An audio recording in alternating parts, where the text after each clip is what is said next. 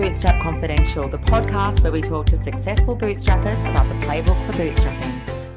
Welcome to Bootstrap Confidential, and this episode we're talking, I'm delighted to say, to Ned Phillips in Singapore, aka The Salesman. Ned is the founder of, now on his second business, hugely experienced in sales and in fintech and in selling and starting businesses. So welcome to the show, Ned, and thanks very much for joining us. Charles, I appreciate it. I have salesman on my LinkedIn banner, partly because that's what I do, but also in one of my early jobs, they asked what title I wanted on my business card. And I said, salesman. And they said, why would you write salesman? Nobody wants to speak to salesman.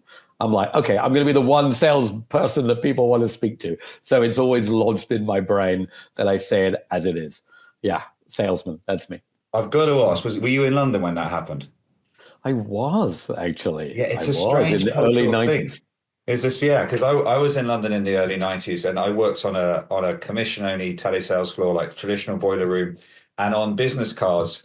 I mean, people got creative, but the last thing people wanted to put was salesman. And then I remember a few years later going to the US and eventually admitting to someone that I was a salesman, and the reaction was completely and utterly different. It's just this cultural difference between attitudes to sales. But we'll come on to sales in a bit, and I'm looking forward to that. First, I wanted to start it with founding a business, because people get an idea in their head, they're going to found a business, and before we go into how do you do it, why do you do it? And you've spoken to on this show, I've spoken to Luke Jansen from Tiger Spike, who saw an idea, but they wanted to kind of poke around in corners at the start. I've spoken to Rupert Lee Brown, had a very, very fixed idea of I have an idea and I want to go and do it. So was it you had a big idea, you saw an opportunity in the market, or were you just sitting there and it was serendipity, things kind of lined up and you went, you know what, let's try this? More serendipity. I like the phrase happenstance. I don't know if that's an actual English word, but the happenstance of it, that after 20-something year corporate life, I had made some investments that had come good, not good enough to sit and do nothing forever, but it's good enough to sit and do nothing for a while. 2015, I'd been in finance and technology my career, and somebody literally said to me, oh, you should do fintech. I think fintech's a thing now. And I realized I'd kind of been in fintech for a long time. And I started looking around. I was like, oh, maybe I could do this. And yeah, actually, I met the founders of Robinhood, the well-known trading app in the US now, and actually had the kind of opportunity to run Robinhood Asia. And I remember thinking, what do these kids know? How hard can this be? I'll have a crack at this. And then at the same time, some friends were running a wealth management business. And I did a bit of work with them. And then I thought, I could do this. So it was a bit more happenstance, a combination of my experience, somebody putting the idea in my brain. And obviously I wasn't going to do like a dentistry startup. I don't know that, but I knew finance, fintech, equity trading, stuck to what I knew. And yeah, I then kind of partly bumped into Luke a little bit. He egged me on and all of that. Before I knew it, I was off and running. Yeah, because I know I've spoken to him about this. Often you get to a point where you have an area of expertise, but you're not entirely satisfied because it's an area of expertise where you're working for someone else. And then that transition to working for yourself is obviously hugely, hugely valuable. But one of the things that we talked about a bit on this so far on this show is the kind of glamorization that's happened recently in the last decade of starting a business, of being a founder, of being an entrepreneur, which, let's be honest, 25 years ago just was not a thing. It was a sign of someone who's slightly deranged and gone off the rails if they went and started a business. And it's now got this, as I know, it's got this kind of cachet of founder tourism. So for any founder listening to this, what are some of the dangers of founder tourism? What do you kind of need to be thinking about other than having your eyes seriously wide open to what you're about to embark on? I mean, you don't know what you don't know. I mean, I look back, so I'm 57 now. I started a business at 48. And, when you're I knew stuff. I was experienced in business. And if you're just listening to this, I use the air quotes business. I think the reality of founder tourism, or that phrase that was coined to say that people look at the glamorous parts. And, I think nobody's delusional enough to think there's no hard work within founder tourism, within being a founder. But I think the the point that people don't get is that you relentlessly have to make decisions, and it is tiring. It is not, oh, shall I be bootstrapped or not? Oh, should I do this? It is all day long. All day long, there's a little thing knocking on your brain, whether it's as simple as, oh, what internet provider do I have? It's something simple as that. Or what shall I call my business? Or do I have enough money? Or shall I raise more money? Or do I hire this person or this person? And you realize, particularly as your business grows, that everyone's looking to you. At one point I had 100 people. I remember walking into my office one day, and we can talk about culture because we actually won best place to work in Singapore. I'm not a tech person. I'm a people person. I love managing people and I adore people, and we built an amazing culture. But I remember walking in one time, Charles, and it wasn't that everybody looked up at me, like in a bar when you walk in and it all goes silent. It wasn't like that. But I remember looking and I'm like, wow, all these people rely on me. And it can be highs of highs, when you win awards and win VCs and win clients, and you look around and you're like, wow, I built this. And that's the good part of founder tourism. I'm not going to say what percentage, but a high percentage is making decisions in real time. And people are like, oh, it's okay, I can make decisions. But the bit I think they don't tell you is you often have a choice of a really two bad decisions. You've only got decisions that seem less optimal. It's not like, good and bad. And I think that's a bit they don't tell you, the constant fraying. And we both read the same article about it, that lying awake at 3 a.m, that's not healthy. The other thing they said in that article was telling your significant other that next month's going to be the month it's all going to come together. And you can keep doing that for years. And years, and they don't tell you that on the packet or the ticket when you sign up to Founder. The line awake, the decisions. And I've said this before about my journey, and I think people know my startup didn't make it out, my first one. I'm not a literary man, but as Dickens once said, it is the best of times, the worst of times. And I think that's what people should be aware of. It can be brutal, it can be brilliant, but you've got to go through the brutal times.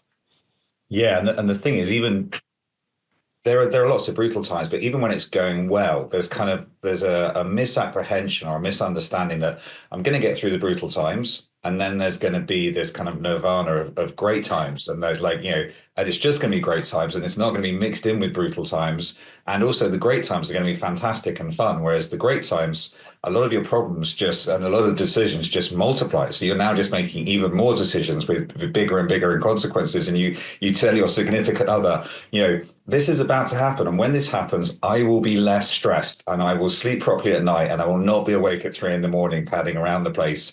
And then after, 16, 17 years, it's like, okay, you've lost a little credibility on that. Like, at what point exactly it was gonna come back to something normal? But you mentioned culture, and I think culture is so important when you're starting and growing a business. So, fantastic! Congratulations on winning Best Place to Work in Asia. But what were some of the things that you did, and how consciously did you construct a culture and an environment for people to flourish and grow in? Super consciously, man. I don't know technology. I work in tech. As when I do my sales pitch, I laugh with the business people. I said, I can spell API. That's about as much tech as I know, right? The tech people know I don't know. I know enough about tech to know what it does, but I'm not in love with tech. I'm in love with people. And I've always been fascinated by how do you get, and I'll give you a little, somebody taught me the greatest lesson in management, and I use that. But I'm fascinated is how do you get a group of people and head them in one direction? I like this phrase, particularly in startup land. As a founder, if you tell your people, hey, I'm going to run really hard at that brick wall, I'm going to hit it. Are you coming with me? You doing it at the same time? I know it's theoretical, but can you get a group of people to run towards something that seems almost dangerous and hard to get your head around and do it? How do you do it? So I worked for a manager one time, and an amazing guy, one of the greatest people I've worked with. Matthias, if you're listening to this, it's you. And I remember this is in the 90s. He didn't do much work. He used to sit in his little room and read yachting magazines because he was cool and French and had a yacht. And he didn't do much work. And, we didn't have the internet back then. And I remember after a year or two selling for him, and I'd sold quite a lot, I got brave and I said, Matthias, can I ask you something? He said, yeah. I said, why? You don't do any work. And he was the manager of our business. And he looked at me and said, Ned, it's not my job to do work. And I said, what do you mean? And when he first said this, I couldn't understand what he meant. He said, my job is to make you want to come to work. And he looked at me and said, because you don't want to come. I thought it was a trick question. I said, what do you mean? He said, well, I pay you. Yeah, I said, explain. He said, if you go on holiday and you go to the movies, you pay. I said, yeah, I do. Why? Because you want to go. Correct. Oh, so because I pay you to come here, it means you don't want to come here. And I was a bit trapped because, that's why you get paid to go to work. And he looked at me and said, imagine if all I did all day long was make you want to be here, to be interested in you, to motivate you, to give you enough freedom to make your choices, to make this a place you want to come and you get paid. How good would that be? And it's that philosophy. Every morning I walk in, I say hello to everybody individually. Even with 100 people, I would walk by every desk and say hello. End of the day, I would say thank you to every person still there. Every Monday we had a town hall where I would say everyone's name by name, John, Jane, Yella, Rohit, Pierre, everybody, and they would each 30 seconds say what they did that week. And then I would give my 5-minute little thing. We had Friday lunches together. The reality is it's not you telling people what to do. It's can you show you care deeply about people? Because pay, conditions, your office space, that's anybody can do that. I don't know if you've ever seen those. I love the videos of the teacher at a school who's got a handshake for every kid. Every kid comes in the classroom, he's got like this, a high five for one and a high 10 for the other. But that's it. Show people you absolutely care. And I did that. I didn't do that at Bamboo because I did it purposely. I believe that super deeply. And I love people. So yeah, I put all my effort to connecting to the people. And for the longest time, man, we had super low rate of people leaving, huge culture. It was fantastic. When the money starts to run out, then people's belief gets tested to the nth degree. But when times were good, yeah, we figured out culture. And that's so important because you really want to create that buzz, that environment where people are excited to come to work. People are looking forward to coming to work. People are not in that corporate, oh God, dragging myself into work 100%. for try and pad my way through another day. And in startup world, you're generally paying people less and asking them to work longer hours on more difficult things. So like they really, really need to have that buzz. But that kind of leads me on to my next question. So what are the characteristics that you're looking for with a startup environment then? Because the experience is not necessarily what people look for, but what works for you as a people person? What were you specific? What did someone say in an interview that made you go, I want you on the team? Oh my God! Like this part. Actually, I was talking to somebody yesterday who had not a young person who'd never really interviewed people. He's like, so do I ask them about their CV first or their experience first? I'm like, dude, neither. I asked him, like, you can read, right? He's like, yeah. So why on LinkedIn is their CV? Why would you ever ask anybody about their experience, their CV, what they've done before in their life? That's just bad behavior on your part. You should have read it. You want to behave I believe, as an interviewer. So I tell you what you behave and what you're looking for. For me, it's a coffee shop chat. You want to be able to make it as interesting for them as possible. Like you just met in a coffee shop, like you were two friends just yapping, and you want to give them the space to tell you about things. So that's number one. The other one is, and this is very particular for Singapore, I wanted people with tattoos in Singapore. Singapore is a very conservative society, and the more likely to have a tattoo is more likely they've stepped outside of working at a corporate. So I want people who've not worked at a corporate. Mentality to a slight degree. Correct. I want people who've taken time out. I want people who are quirky enough. I want people who, so for example, the best person we ever hired for coding at the time had never been to university. Well, he'd been to university, and learned biology. He wanted to get to coding. He couldn't get any jobs. He said, you had no degrees. I said, where did you learn coding? He said, YouTube. We gave him a test. He was the best we ever got. I'm like, dude, I'm giving you a job. And he couldn't believe it. Of course, university is amazing, but I want people who've taken the unconventional route. And there was a guy in Singapore who ran a unicorn business called One Fighting. It was like a competitor to UFC. And he was very vocal. And he said, I only hire PhD. And when asked, what do you mean? He said, yeah, poor, hungry, desperate. Like, I want the outliers. I want the people who've stepped away. I want the people that no one else wants. I want the crazies. And I really, you can't always get that. And I want the people who don't send me their CV. Oh, one rule as a salesperson, I interview anybody who hits me up for a job if I don't have a job. So what I mean is anybody who applies for a job I advertise, I'm kind of unlikely to hire them. I want, particularly in sales, I want the person who cold DM'd me, who harassed me, who found me, who one guy at Bamboo he hung around our booth at multiple conferences like a stalker. He's like, I'm going to work for you. I'm going to hang around your booth until you give in. And I gave in, and he was an absolute killer. That's who I want.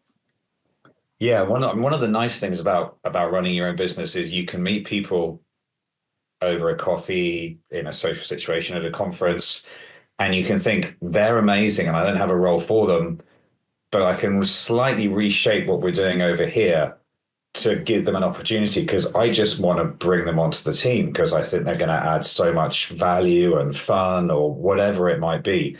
So that's, it's one of the benefits of.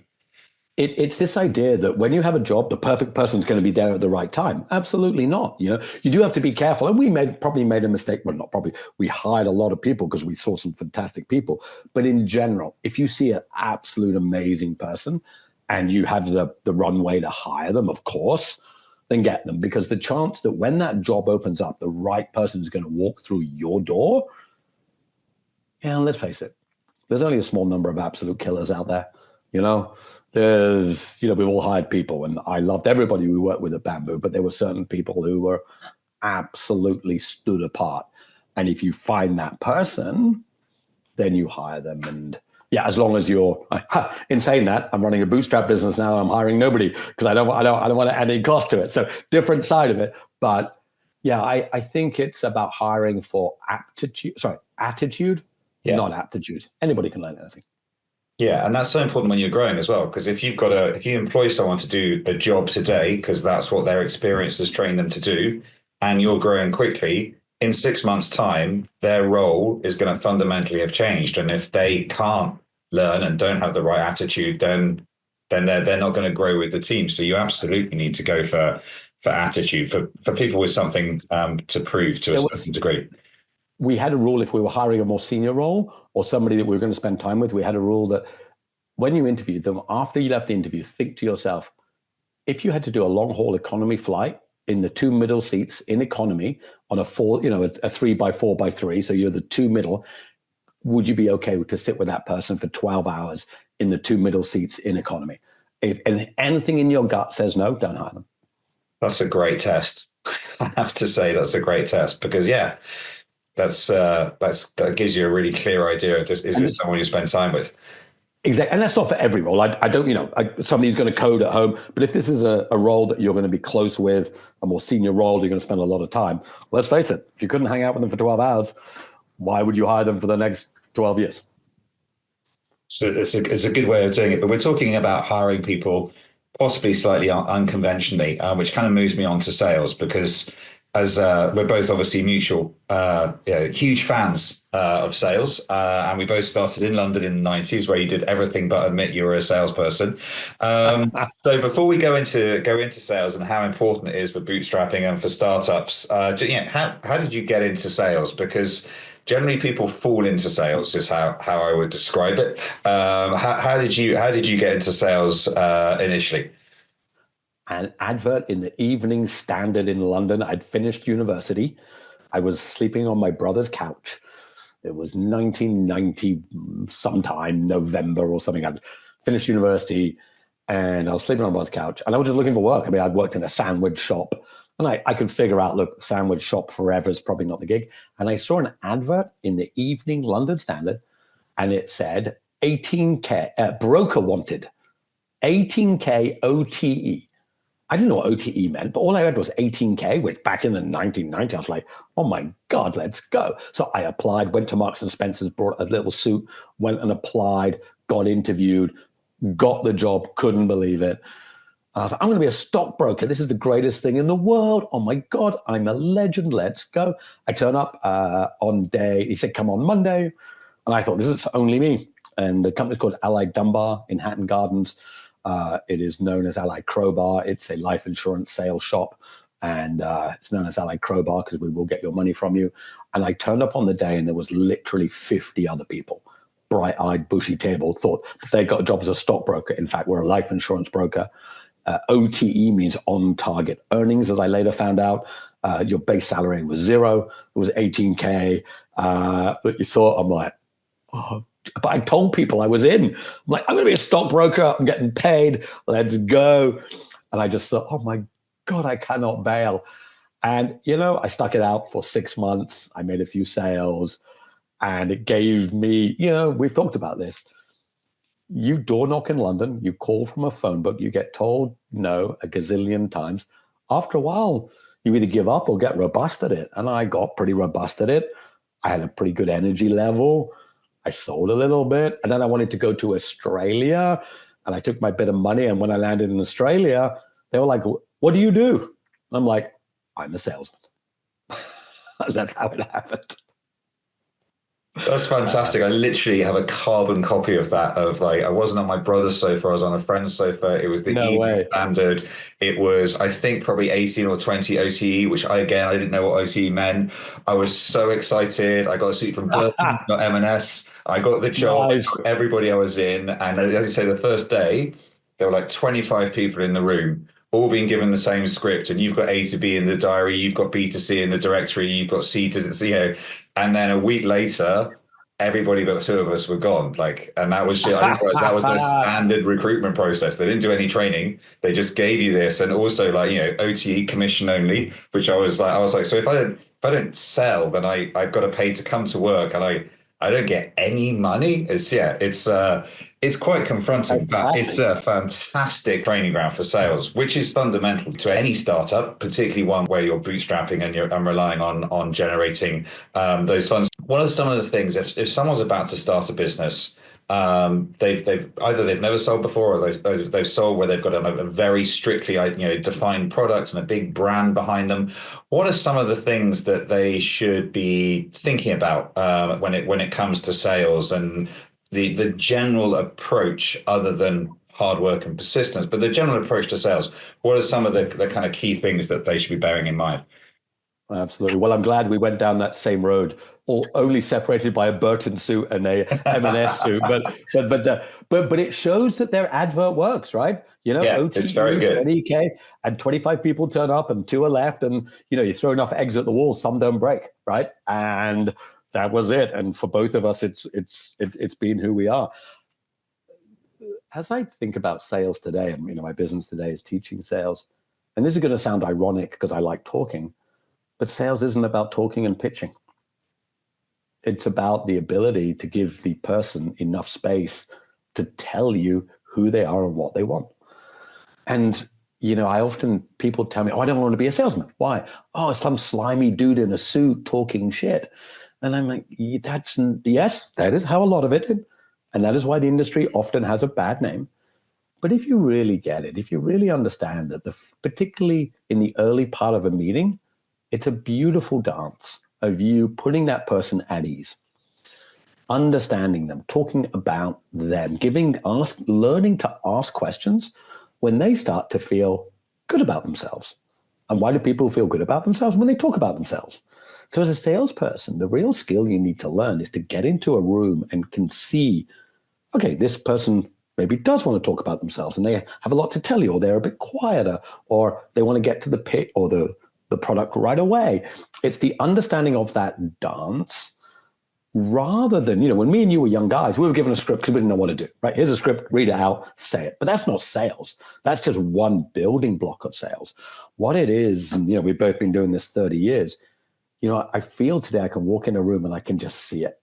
Okay, this person, that person, 5 minutes, 10 minutes of intro, asking them what they're looking for. Because the other part I've realized about sales is when somebody doesn't buy something from you, they rarely, unless they say to you, yep, it's too expensive, then you can bring the price down. But it's like, oh, I'm not sure. What they're not sure about is the reason they're not telling you. Why are they not telling you? Because they don't know you or like you well enough. If you had a problem, you'd tell your best friend. Yeah. So sales is a combination of listening, but also making them feel comfortable enough to tell you, yeah, I'm afraid the boss is kind of leaving next week, so I have to wait. for someone else, because I sell B2B, so it's always, or yeah, I don't want to get fired, and it might be, I'm worried that your company will go out of business. They can't tell you that unless they know you well enough. So I regard sales as theater. When you and the prospect are in a room, are you the kind of doing a great job as the director of this little 1 hour play? And the end goal is, it's not, and if you think about it, it's not to sell them something at all costs. It is to ask enough questions to give them the understanding that if they need what you have, that they feel comfortable buying it from you rather than someone else, and they feel comfortable buying it. Once you start to repeat that, and I actually calculated the other day, I'm over 25,000 sales meetings. So once you've done that enough times, you learn the theater, and that's what people should learn about sales. Sure, there's volume, do lots of calls, do lots of emails, understand how to negotiate. Of course, all of that, but the fine arts are in understanding the other person. It's about trust. I always say, like, people won't buy from you if they don't trust you. And that's the key difference as well. You want to create a relationship where they are comfortable buying from you, not a relationship where you are selling to them, which is a subtle difference. And it's as you said, it's about theater, it's about psychology. I think one of the great disservices, particularly in the UK, that happens with sales is it's not regarded as a professional skill that can be learnt and developed to the nth degree. It's regarded as something people do a bit of, and it has that, that second-hand car salesman, snake oil salesperson, slightly dodgy image, like, saying whatever you can to like get the deal over the line. And all of that is about a lack of trust. Like, you don't buy from people that you don't trust, as you say. I won't come back to sales in a minute, but when you're running a business, it's your business. You've got this great culture. How paranoid? I always like asking this question. How paranoid do you need to be about what else is going on out there, about the competition? Is it, I'm just going to stay in my lane and do my thing and not worry about what's going on there, or is it, constant paranoia is something that can kind of help, although it probably doesn't do anything good for your stress levels, but it kind of helps you keep on track and keep focused? Well, I can give you advice from Jack Ma. And I took his advice, and I think he's right. When I had my company Bamboo, Jack Ma, I assume everyone knows who Jack Ma is, the founder of Alibaba. Yeah. Recently reappeared on the global scene. That's right. He had totally disappeared for a while. God knows where he was. He was spotted playing golf in Singapore one time. So okay. Anyway, thousands of companies tried to win a big competition for him for Startup of the Year. We got to the final 10 of thousands. We did not win, but the final 10 got to meet Jack Ma, and we heard him say a few words. We got, the winning prize was $1 million check, oversized check, on stage, shaking Jack Ma's hand. Charles, believe me, like, I had vision, like, I was going to win this. I have a belief I can manifest things by just, I'm a long distance runner. I believe I can just outwill anybody to anything. Clearly, that's not true, but it doesn't stop me believing. I'm like, I'm just going to win this. I prepared so much. I was, oh my God.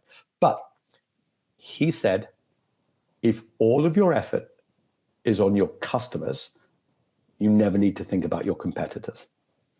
And this is his message, was that, particularly if you're a startup guy or startup person, you're doing something a bit different. You're not just following the same old. Be religious about your customers. Be fanatical about thinking about them all day long. Build amazing stuff, and make your competitors worry about you. All that effort worrying about your competitors, and I'm not going to say it's wasted because we all have different styles. For me personally, and even before I heard Jack say that, I'm not good with it. I'm not good.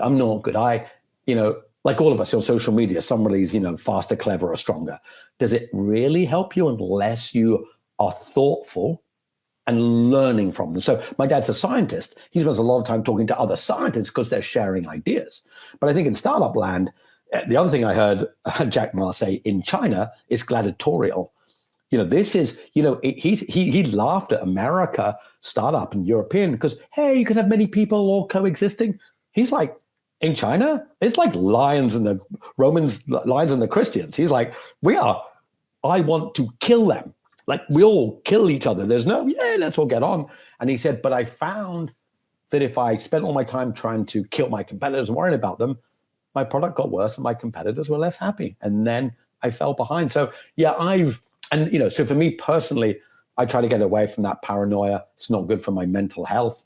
And I find what serves me well is just relentless action. If I feel down and a competitor's ahead, I'll just pick up the phone and make a sales call.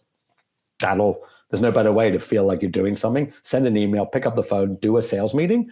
And that's my solution. Now, is that for everybody, Charles? Honestly, I'm not a thoughtful dude. I don't mean that in a humble way. I'm not good at strategy and thinking. I'm just good at doing stuff. And I don't have time to think about the others and how I could tweak my product. I tweak my product all the time. And look, that's a downside for me as well, Charles, because, let's face it, not all my ideas are good ideas. I had a company that I built for 8 years, raised a ton of money, got pretty huge, and then liquidated. So it's pretty clear my ideas aren't always the best. But if asked, be paranoid about your competitors or relentless about your customers, relentless about your customers. So paranoid about, is your product meeting your customers' needs as opposed to, is your competitor providing a product to meet your customers' needs? Correct. And from a sales perspective, are you talking to your customers enough? You don't want to call them up every 2 minutes. Hello. But are you? There's a guy online, Jason Lemkin, who's a well-known SaaS guy. And he talks passionately about customer service. And he said, I just counseled a software provider. Their software was okay, but they'd never once called me in 3 years to check how it was going. So you know what? I just counseled them. Yeah. He said, if they just called me once in 3 years, I would have stuck with them. So I think being relentless, being paranoid about your product and being paranoid about what are your customers thinking and have you checked in with them? Because like you say, trust. Customers will forgive any blip in your product if they like you and trust you and hear from you. So I put out a lot of newsletters, podcasts, exactly like you're doing now. You're building believability and trustability in you, and I'm happy to be on here. I think that's what we should be doing, serving our customers with great content, great product, and great customer service. And then, you know what? The customers are sweating about me. That's all good. Just talking about customer success. So one of the things that happens when you start growing with a startup is, and this is possibly the difference between bootstrapping and investor-led businesses, is you get that what is the split between focusing on talking to your existing customers, focusing on customer success, focusing on wowing and delighting them and making sure that you're consistently enhancing and refining the products, and what is the split with going out and winning new logos, so to speak? Because initially, particularly when you're bootstrapping, you kind of need to focus more on making sure your customers, who are providing your renewable book of business to stabilize your cash and grow from, are happy. But what are your views on getting that balance right? And more importantly, what are your views on the personalities? Because I always used to argue that it should be the same personalities doing both, because there was so many benefits to having a foot in both camps. But particularly when investors look at this, they're like, okay, you've got farmers and you've got hunters, and you need to separate them out, and never the two shall meet, and they need to go off and do different things. So what are your views on that? There's one customer in the end. There's one customer. I really think you should all sit together. In my startup, we had customer success, marketing, and sales at one big table, because we're all customer facing in the end, right? We're all farmers, hunters, gatherers. We're all customer facing. The coder sat at another table. That's just life, right? And the accountant sat at another table. We're all in one big open room, so we're all together. But I do think, customer success is massively overlooked. I think, and salespeople can be douchebags. If you get a group of salespeople and leave them to themselves, they're all egotistical douchebags. I say that in the most kind of loving way, but we're all after ourselves. We have to understand that the customer lives on afterwards, and the customer success should be there as well. So yeah, I try to keep it together. It's, look, the thing that splits marketing, customer success, and sales is that it's only sales that gets paid commission. And I used to hear all the time people bleating about, I didn't get commission. I worked hard at the company. And, my view was, you want to come work in sales? Nobody said, no, man, let's go. Like, there's a reason, Charles, that me and you did however many months on, in our cheap suits, knocking on doors for commission only, because that's the game. And if it means later in our lives, we learn and could earn our 10% commission, as long as the salesperson doesn't disregard customer success and marketing and all the other parts, as long as they are keep their ego in check enough to understand that we all need each other. That's how I perceive it. One of the things that you get a lot in sales and in startup and startup land is rejection. And the rejection can get it's a volume game. The more you try and the more volume you get and the more outreach you do, and statistically, the more you're going to get rejected. But you are going to get statistically also more acceptances. But how do you deal with? What are some of your thoughts on how to try and transform that rejection into something positive? Particularly, you talk about sales fitness a lot. I know it's and I thoroughly buy into it. But when someone's on their 75th call and they're still not quite getting there yet, what are you kind of some of the things they can think about to dig deep and to make that 80th call that might be the one that results in a big deal? Okay, there's two ways to think about it. So to answer that question, what motivates them to make another call? The way to think about this is that, and this maybe separates people who want to be in sales or not. There's tens of thousands of calls to do, okay? And if it's that your 80th one of the day and it doesn't work, it's okay. This is a long-term game. If it hurts after 80, stop. No, I don't mean stop for the day. I mean stop as a salesperson, right? And then because this is a game of rejection. But I have a different view on how you handle that. So to your question, how do you push on? Just tell yourself it's 10,000. 10,000 hours, 10,000 calls, and you'll get there. The other part is this. Somebody gave me great advice. When somebody tells you no, they're not saying, Charles, you knocked on doors as a young man in London, you got told no many times. What they weren't saying is, Charles, I don't like you. Charles, I hate you. Charles, you suck. You were just the wrong person at the wrong time for that person. It is nothing personal. It is truly nothing personal. Okay, there's the one dude who's like, I don't like the color of your hair, and I don't like the suit you're wearing. And there's always someone in a bad mood or just had an argument with their partner, and you just walked into their crosshairs at the wrong moment. But that's a different. But again, that's not you. They had an argument with their partner. You knock on the door. They're like, F off. That's how it is. And I know this seems obvious, but once you can understand that no is literally not at you. Now, of course, if the no is because you did a bad sales job, that's different. You should learn. But when you're getting rejection, should it hurt your soul? No. And I'll tell you two reasons. Number one, because they don't mean it. They don't know you. Think about it. They can't be telling you no because they don't know, because they don't like you, because they just met you. You just knocked on the door or picked up the phone. So literally, it's logically not about you. The other reason is this. If you let any of that negative energy into your soul, into your head, that next call is worse. That I don't believe you need a lot of no's to get a yes, but you got to be on your game for every call. And if you're feeling, I'm really upset, that guy upset me. He didn't upset you. Sure, there's 1 in 100 who tries to upset you, but it's not even that. It's 1 in 1,000. Nobody tried to upset you. It is just the game. I'm a massive fan of Kobe Bryant, and I know he's passed away, but I listened to a lot of what he did and his Mamba mentality. That dude was just relentlessly throwing shots at baskets. And you ready for this? At age 13, he went to a summer camp for basketball. Kobe Bryant. And the whole summer camp made not one basket. Not one basket. None. Missed every shot at the whole summer camp. Wow. And he was asked, when the interviewer said why, he said, because I was terrible. He said, what did you do to get better? He said, I just kept throwing baskets. And even when he was still in the NBA, right at the end, he was the only player who would watch a full rerun of every game. Not his shots. He would watch a full rerun.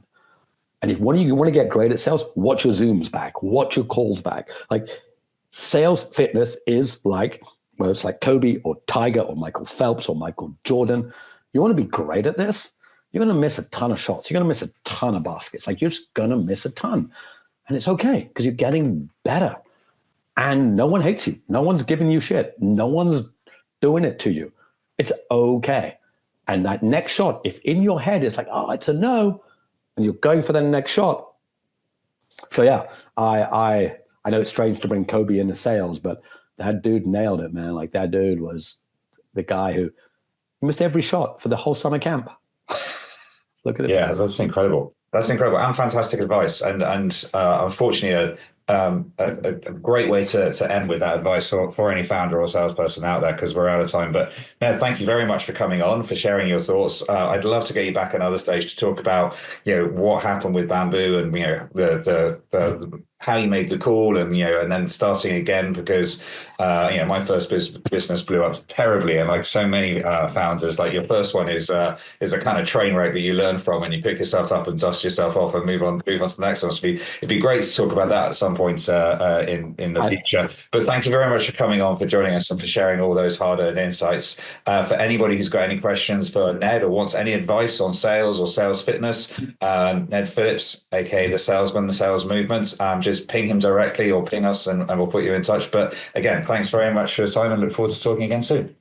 That's okay. I really appreciate it. On the next show, we'll tell people how I grew up selling horse manure as well, and they can learn. They can learn that even if you're selling shit, you can still get somewhere in life. But Charles, I super appreciate it. Look forward to speaking again. That's the line to end the interview on. Thank you very much for your time. Cheers, Ned.